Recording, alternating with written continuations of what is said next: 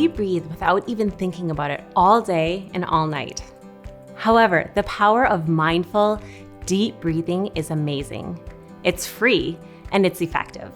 If you struggle with gas, bloating, indigestion, IBS, or any other gastrointestinal condition, let's dive into a couple effective methods to reduce your symptoms.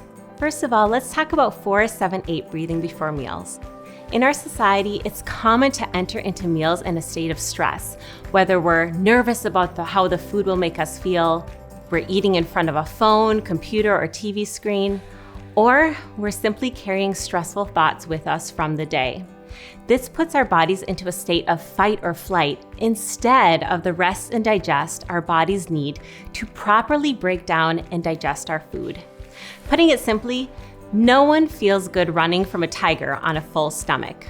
4-8-7 breathing is a way to slow down those quick, shallow breaths we typically do while we're stressed and tells our brain and belly that it's okay to relax.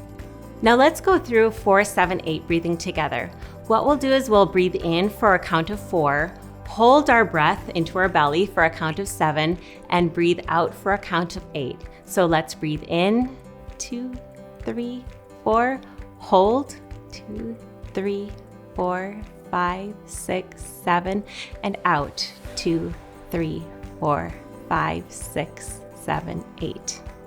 Next, yoga for about an hour a day, 3 days a week has been shown to reduce IBS symptoms significantly, with symptom reduction levels similar to medication and the Low-FODMAP diet.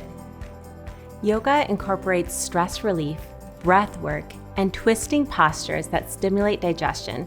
If 1 hour at a time seems too long for you, start with just 10 minutes daily and see how that feels for you. When we think outside of the box for digestive symptoms, we find easy, gentle practices that are not only good for the gut, but beneficial for the rest of our bodies as well.